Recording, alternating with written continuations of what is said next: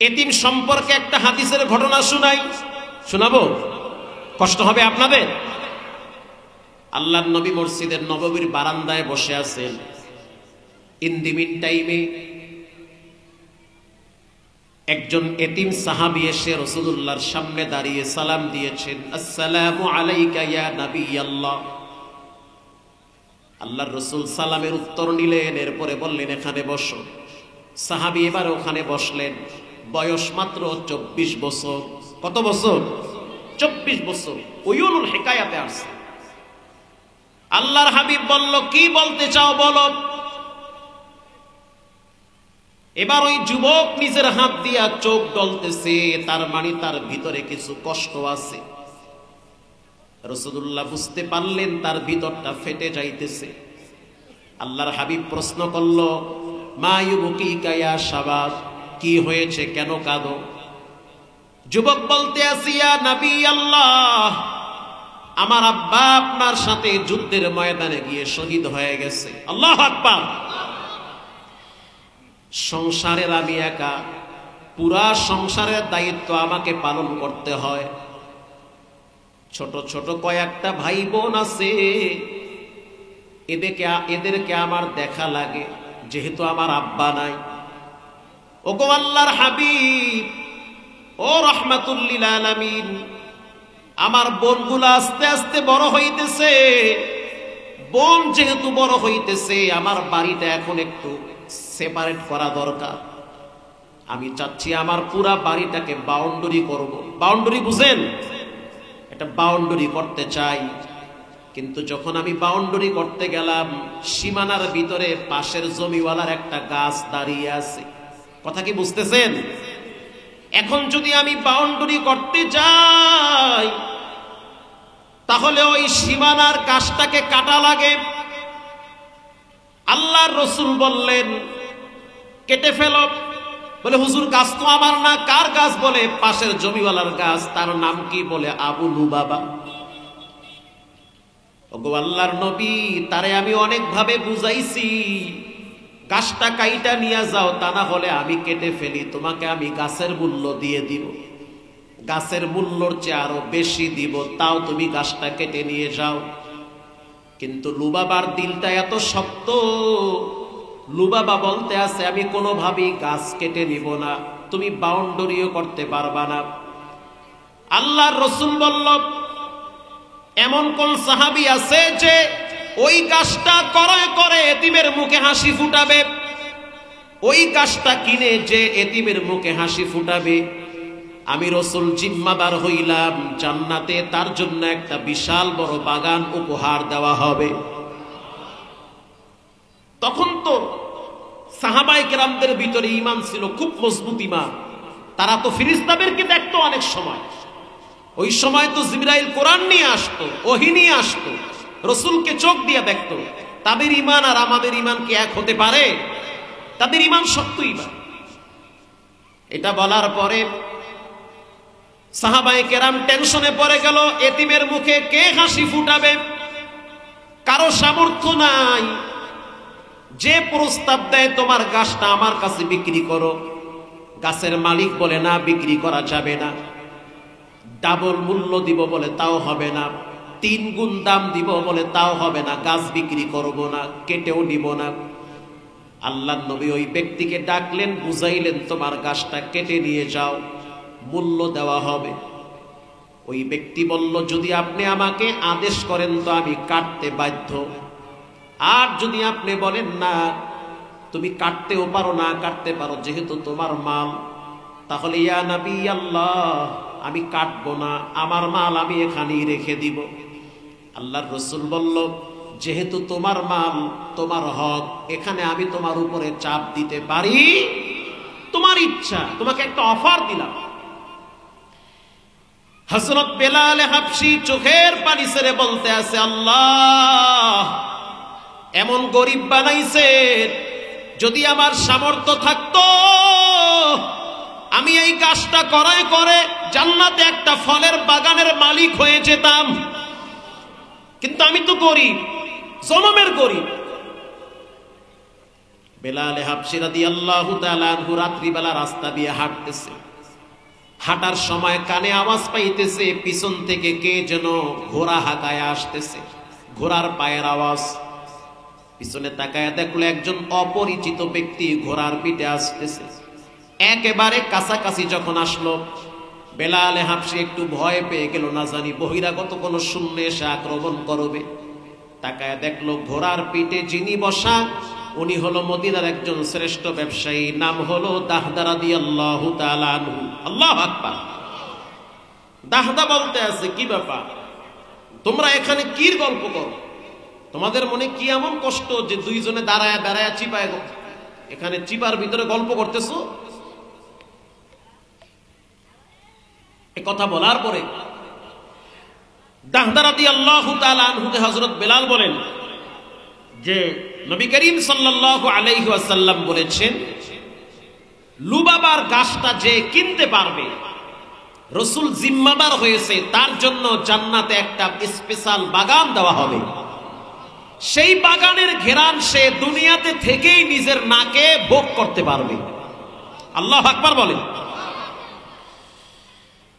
দাহদা রাদিয়াল্লাহু তাআলা আনহু এবার চিন্তায় পড়ে গেলেন, গাছের মালিকের নাম কি? বলে গাছের মালিকের নাম হলো লুবাবা। তিনি এবার ঘোড়া উল্টা দিকে হাঁকাইয়া চলে গেল লুবাবার বাড়িতে। লুবাবার বাড়িতে যাওয়ার পর দরওয়াজায় নক করলো। গাছের মালিক লুবাবা দরওয়াজার ভিতর থেকে বলতেছে, কে? দাহদা রাদিয়াল্লাহু তাআলা আনহু বলেন, আমি হলাম দাহদা। কোন দাহদা? মদিনার একজন বিশিষ্ট ব্যবসায়ী দাহদা, অনেক সম্পদের মালিক। শুধু তাই না, দেশ বিদেশে তিনি অনেক রকমের ব্যবসা করেন। এবার যখন লুবাবা বলতে আছে, গরিবের বাড়িতে ধনীর পাড়া, গভীর রাত তুমি আমার বাড়িতে কেন আসলাম? দাহদা রাদিয়াল্লাহু তাআলা আনহু বলতে আছে, দরজা খুলো, তোমার সাথে আমার পার্সোনাল গল্প আছে। যখন দরওয়াজাটা খুলে দিল, দাহদা রাদিয়াল্লাহু তাআলা আনহু ঘরে প্রবেশ করলো। লুবাবার হাতটা ধইরা বলে, ভাই তুমি কি জানো মদিনার ভিতরে আমার একটা স্পেশাল বাগান বাড়ি আছে। ওই বাগান বাড়ির ভিতরে ডুপ্লেক্স বাড়ি আছে, ওখানে একটা মিষ্টি পানির কূপও আছে। ওই কূপের পানি মিষ্টি, ওই মিষ্টি পানি রাসূলুল্লাহ নিজে পান করে। আল্লাহু আকবার। ওই সময় সচরাচর পানি পাওয়া যাইত না। আর দাহদার বাড়িটা ছিল দৃষ্টিনন্দন বাড়ি, বাংলো বাড়ি, পয়সাওয়ালা মানুষ। এবার লুবাবাকে বলতে আছে, ভাই আমি জানতে পেরেছি তুমি তোমার গাছ বিক্রি করবে না। অনেক দাম দিয়ে তোমার গাছটা কেনার জন্য অনেকে প্রস্তাব দিয়েছে, তুমি ডিনাই করেছো। এমনকি রাসূলুল্লাহ তোমাকে অনুরোধ করেছে, নবীর কথাও তুমি শুনতে চাও না।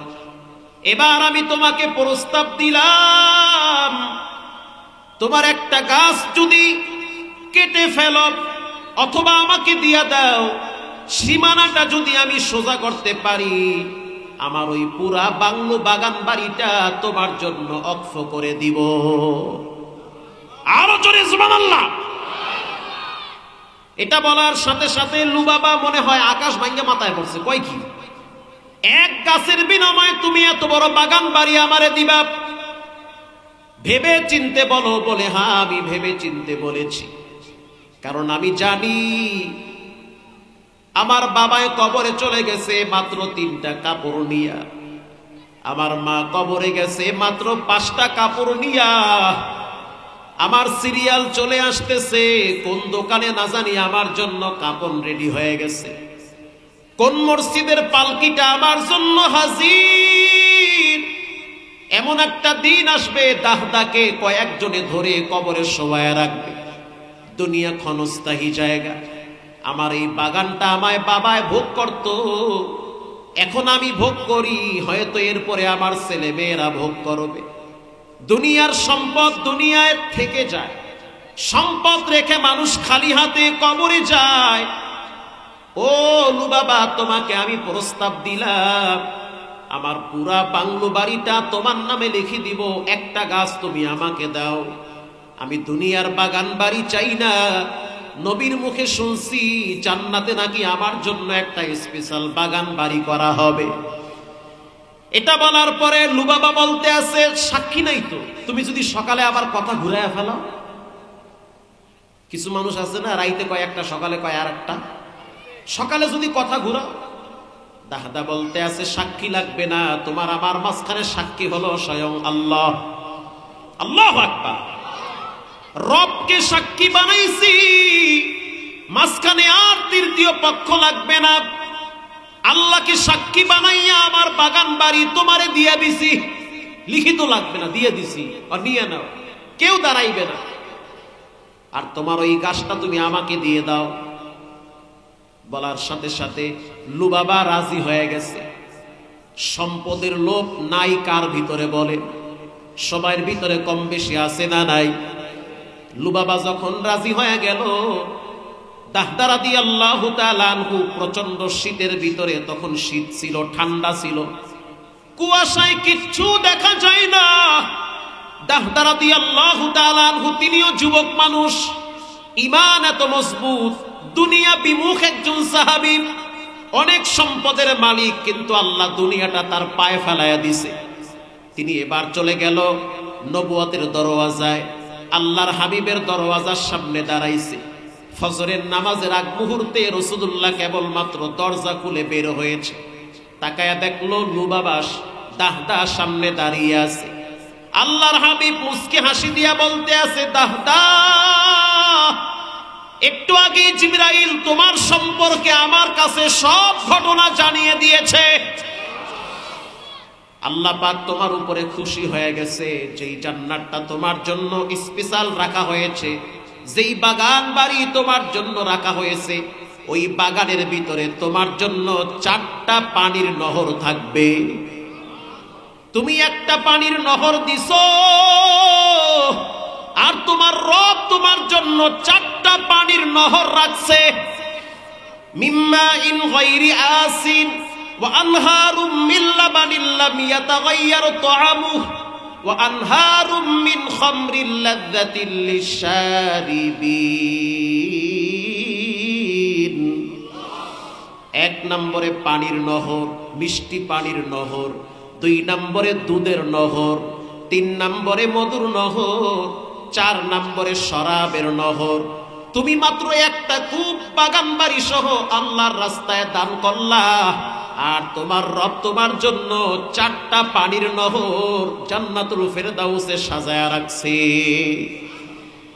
প্রিয় ভাইরা আমার, ফজরের নামাজের পর দাহদা রাদিয়াল্লাহু তাআলা আনহু এবার চলে গেল নিজের বাড়িতে। যাওয়ার পরে বাহিরে দাঁড়িয়ে আছে।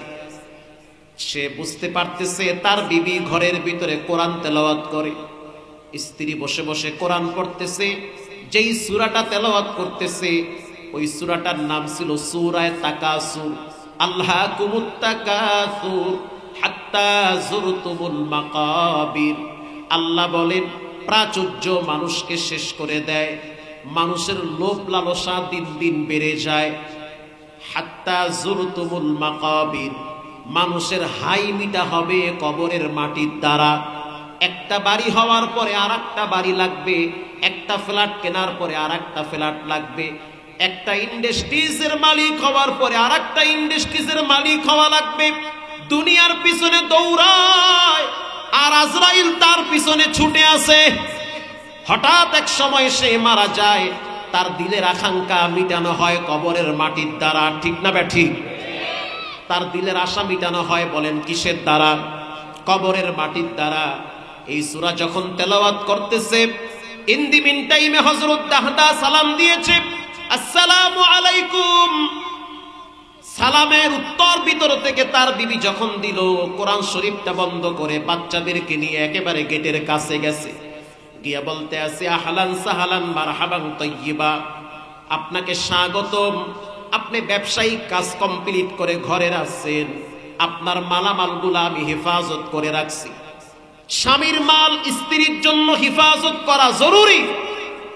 ও স্বামী আমার, আপনি ব্যবসায়িক কাজে দেশের বাহিরে ছিলেন, আপনার সন্তান আমার কাছে আমানত, আপনার সম্পদ আমার কাছে আমানত।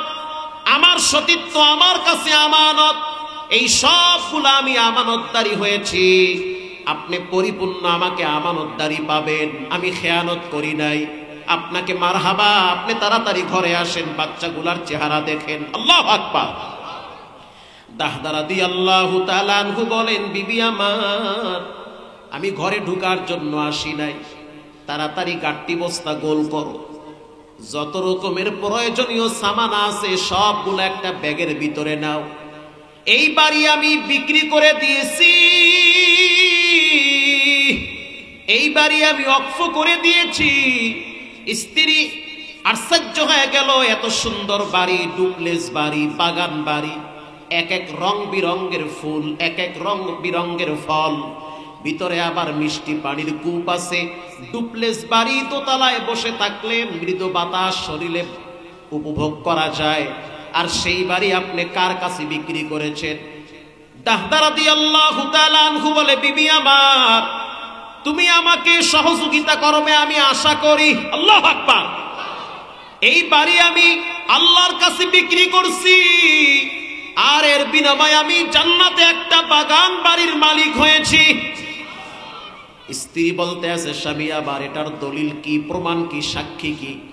তখন দাহদা বলতে আছে, এটার দলিল হলো মুহাম্মাদুর রাসূলুল্লাহ সাল্লাল্লাহু আলাইহি ওয়াসাল্লাম। স্ত্রীও নেককার, বলার সাথে সাথে স্ত্রী বলল, আমি রাজি হয়ে গেলাম, আমার কোনো আফসোস নাই। যেই ঘরের স্বামী আল্লাহর দ্বীনের জন্য এতিমের মুখে হাসি ফুটাবার জন্য বাগান বাড়ি দিতে পারে, ওই স্বামী যদি রাস্তার পাশে ভাঙ্গা তালপাতার ঘরেও থাকে, আমি বাচ্চা নিয়ে থাকতে পারবো, আমার কোনো আফসোস নাই, অভিযোগ নাই।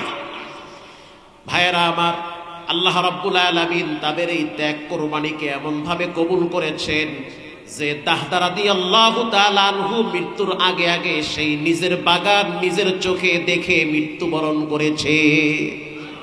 আল্লাহ তাকে দেখিয়েছেন।